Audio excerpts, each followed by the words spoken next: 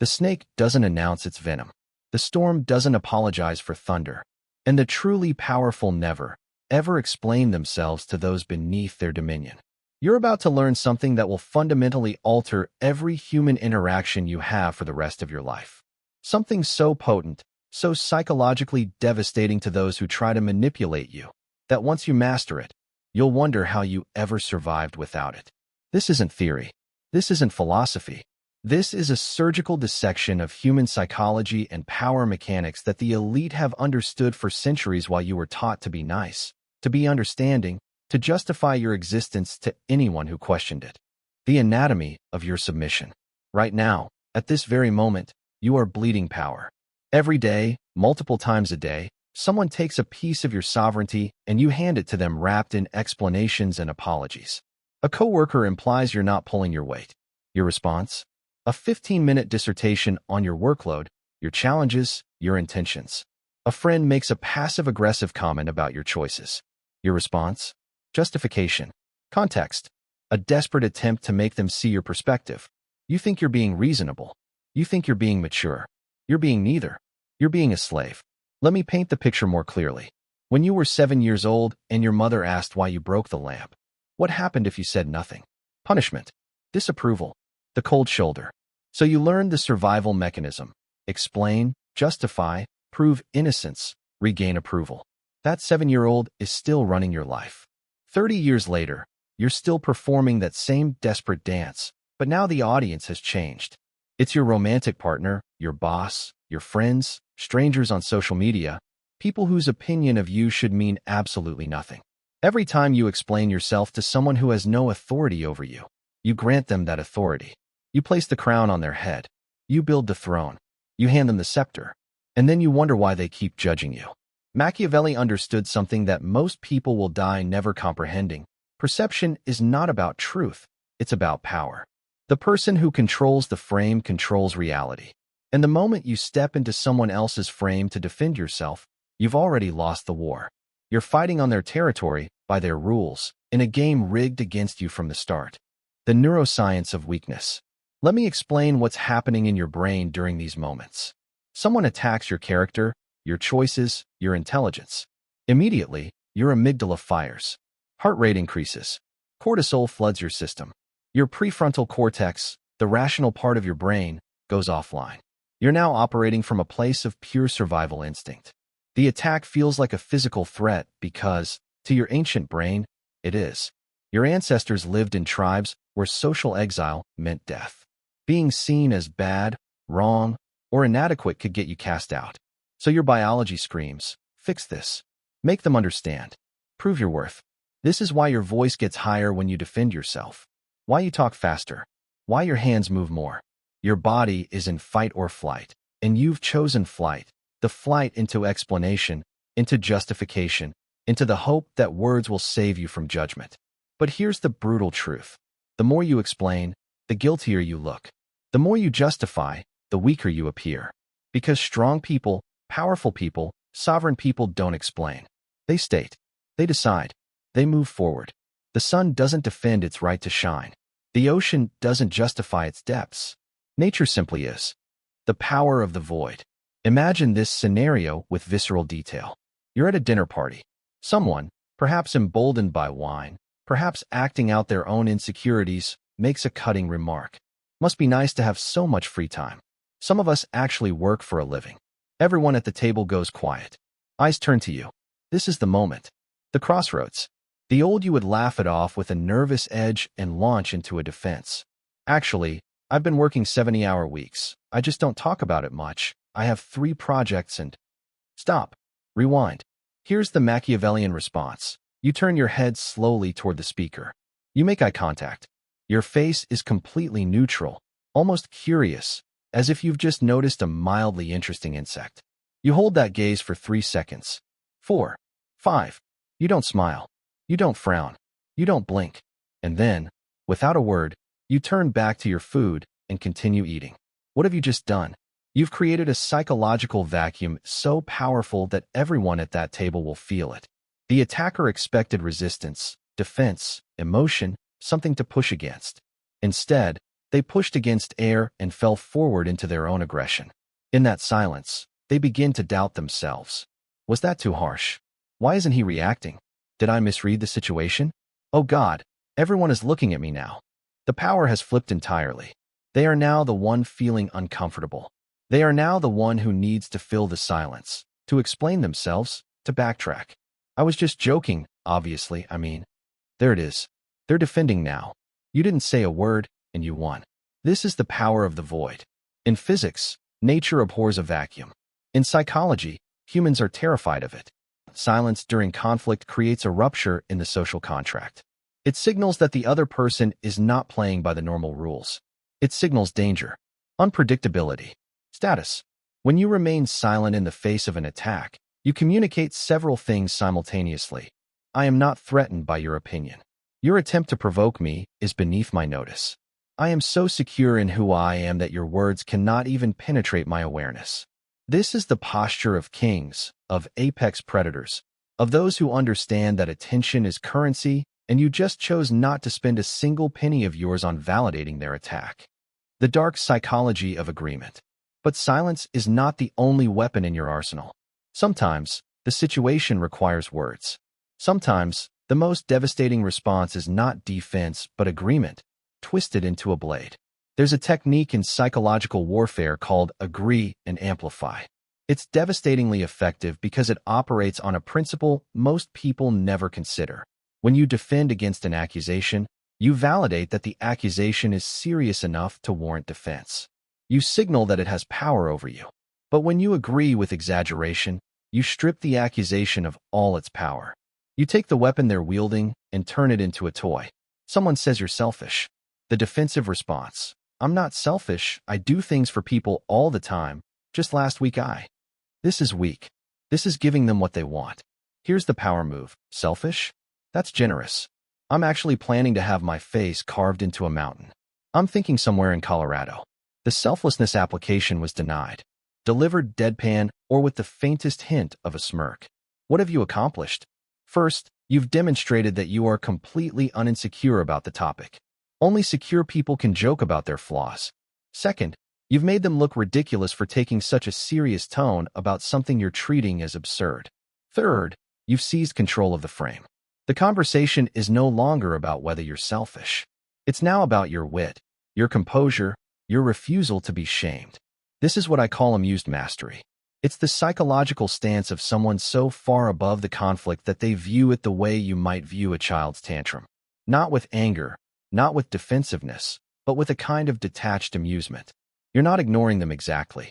You're acknowledging them the way you might acknowledge a mosquito, a minor annoyance that will be gone soon enough. The attacker wanted to hurt you, to diminish you, to see you squirm. Instead, you took their attack and transformed it into entertainment.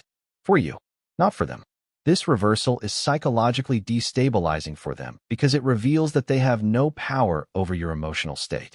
And in human interactions, the person who controls their emotional state controls the interaction. The interrogation reversal.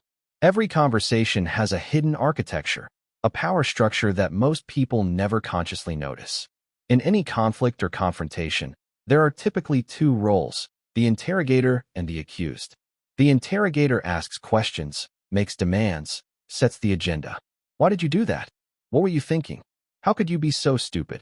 The accused answers, explains, justifies. Whoever is asking the questions has the power. Whoever is answering is losing.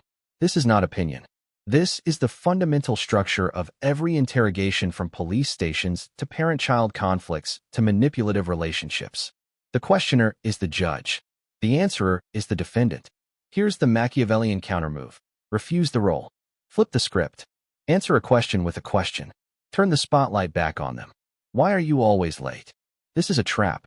The question contains an accusation, always, and demands justification. The defensive response. I'm not always late. Traffic was bad. My alarm didn't go off. I had to. This is surrender. You're now explaining yourself, which means you've accepted their right to judge you. The power response. Why does my arrival time affect your emotional state so dramatically? Suddenly, everything has changed. We're no longer discussing your punctuality. We're discussing their emotional regulation. We're discussing why they feel entitled to police your schedule. We're discussing their reaction, their investment, their need for control. This is psychological Aikido. You don't resist the force coming at you. You redirect it. You use their momentum against them. They wanted to make you defend your behavior. Instead, you're now analyzing theirs. You're being ridiculous. What is it about this situation that makes you reach for insults? You don't care about anyone but yourself. That's an interesting projection. What prompted that assessment? Each of these responses does the same thing. It refuses to engage with the content of the attack and instead examines the attacker. This is infuriating to someone trying to manipulate you because manipulators rely on you accepting the premise of their attack.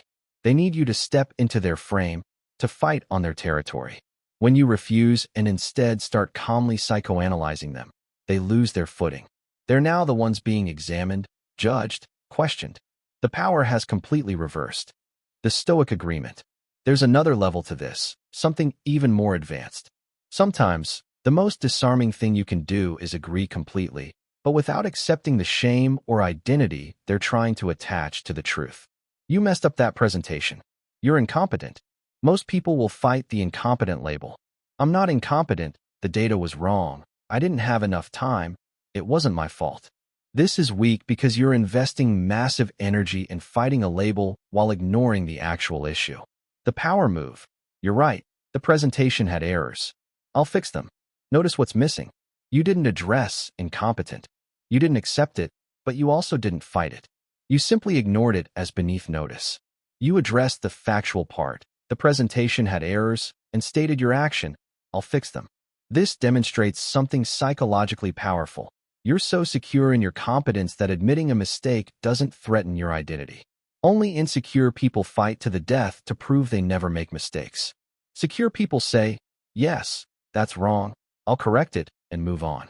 This is the fogging technique elevated to an art form.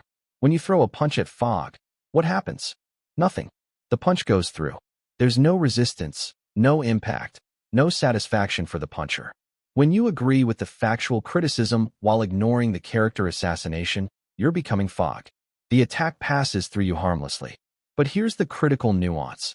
This only works if it comes from genuine self-acceptance. If you're agreeing while seething inside, if your voice is shaking, if your energy is screaming, please don't think badly of me.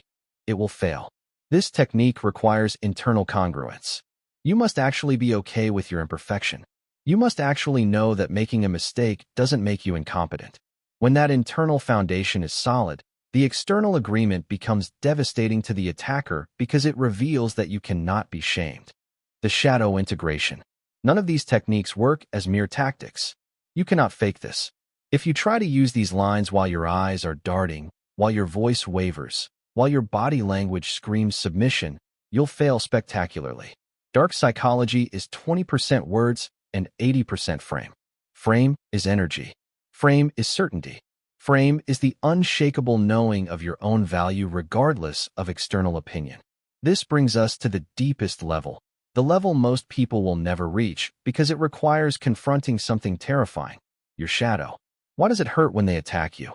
Why does that comment about you being selfish or lazy or incompetent land with such force? Because somewhere deep inside, you fear they might be right.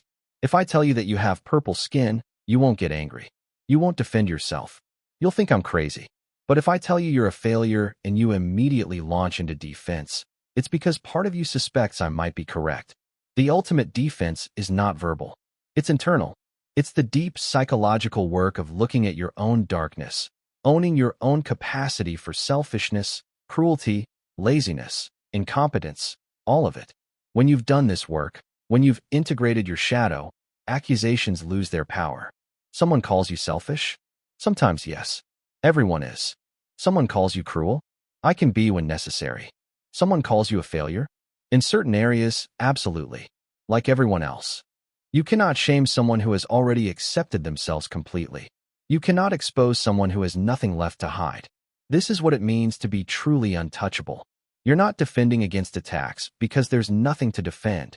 You know yourself. You've accepted yourself. Their opinion is just noise. Carl Jung said, "Until you make the unconscious conscious, it will direct your life, and you will call it fate." Your compulsion to defend yourself is unconscious. It's the 7-year-old in you still trying to avoid punishment. It's the tribal human terrified of exile. It's the wounded part of you that never got unconditional acceptance and is still desperately seeking it from anyone who might provide it. When you make this unconscious pattern conscious, when you see it clearly, you can choose differently. You can observe the urge to defend without acting on it. You can feel the cortisol spike and still remain silent. You can watch your ego scream for validation and simply not feed it. The 7-day crucible. Here's your initiation into real power. For the next 7 days, you will practice absolute non-defense. This is not a suggestion. This is a challenge. This is a crucible that will burn away the weak parts of you and forge something harder. The rules are simple but excruciating. No matter what happens, you are forbidden from explaining yourself. Someone implies you're wrong. Don't correct them. Someone misunderstands your intentions. Let them misunderstand. Someone accuses you of something. Silent acknowledgement or simple agreement with facts only. You're late. Yes. Not because traffic or my alarm or any other excuse. Just yes. You seem distracted. I might be. Not, actually I'm very focused. I just have a lot on my mind. Just the simple acknowledgement. Did you forget to do that thing I asked? I did forget. Not, I've been so busy. Or you didn't remind me. Just ownership without justification. This will be agonizing. You will feel the urge to explain rising in your chest like bile. You will want to manage their perception of you. You will want to be understood, to be seen as good, to be liked. Sit in that fire. Let it burn. Watch the urge without indulging it. Feel the discomfort of being misunderstood and survive it. That discomfort is your weakness dying. Let it die. Watch what happens to the people around you during these 7 days. Initially, confusion. They're used to your explanations, your justifications. When you stop providing them, they won't know how to process it. Then, something fascinating, respect.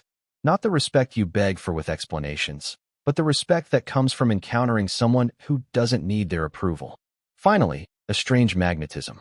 People will be drawn to you in a way they weren't before because certainty is intoxicating and nothing projects certainty like someone who doesn't justify their existence. You're not being rude. You're not being cold. You're being sovereign. You're being self-contained. You're being whole. These are qualities so rare in the modern world that when people encounter them, they can't look away. The final truth. The world is full of people who will try to make you defend yourself. They do this because if you're defending, they're attacking. If they're attacking, they have power. If they have power over you, they feel less powerless in their own lives. Your defensiveness is food for their ego. Your explanations are proof that their opinion matters. Your justifications are confirmation that they have the authority to judge you. Stop feeding them. Starve them of your reaction. Let them push against a wall that isn't there and fall on their faces. Let them scream into a void that doesn't scream back. Let them realize, slowly and with growing discomfort, that you are not playing the game anymore. Machiavelli wrote, "The lion cannot protect himself from traps, and the fox cannot defend himself from wolves. One must therefore be a fox to recognize traps, and a lion to frighten wolves." You've been trying to be the lion, roaring your defenses, fighting head-on. But the trap is the fight itself. The trap is thinking you need to defend. Be the fox. Recognize the trap and simply step around it. When you stop defending yourself, you don't become weak. You become impenetrable. You become like water, formless, adaptive, impossible to wound. Bruce Lee understood this when he said, "Be like water, my friend." Water doesn't fight. It flows. When you strike water, your hand passes through. There's nothing to hit. Be nothing. Be everything. Be untouchable. This is not cruelty. This is not arrogance. This is self-preservation elevated to an art form. This is understanding that your peace of mind is more valuable than anyone's opinion. This is knowing that the only approval you need is your own. The ancient Stoics had a practice, premeditatio malorum, the premeditation of evils. They would imagine all the terrible things people might say or think about them and pre-accept it. They would rehearse being called a fool, a failure, a fraud, until these words lost all power. By the time someone actually insulted them, they'd already internalized it and transcended it. The insult landed on armor forged through deliberate exposure. Do this work.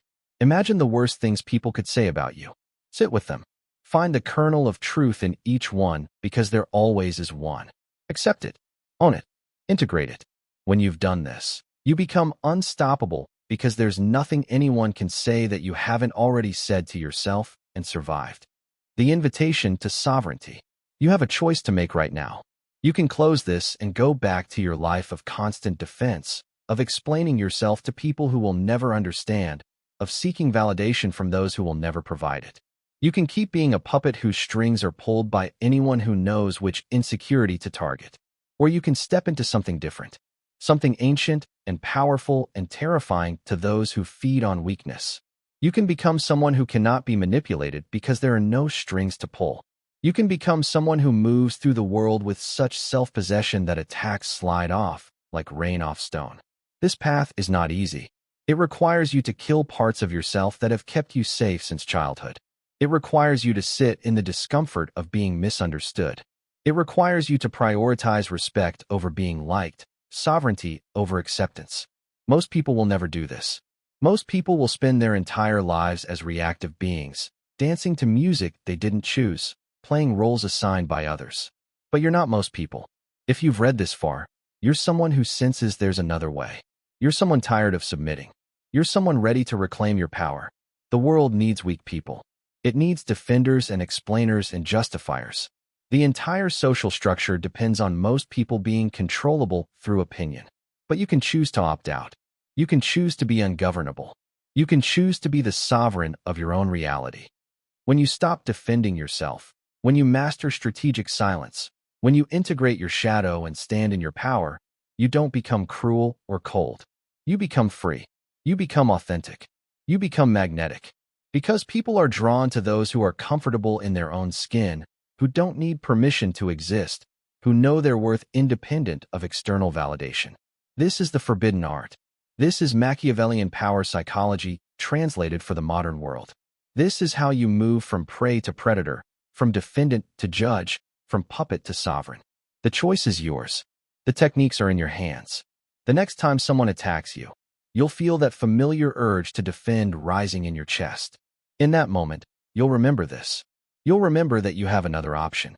You'll remember that silence is power. You'll remember that you are not required to explain yourself to anyone. And in that remembering, you'll transform. Not all at once, but gradually, inevitably, irreversibly, into something that cannot be touched, cannot be shamed, cannot be controlled, into something free. Most people will skip this. Those who see beyond, subscribe.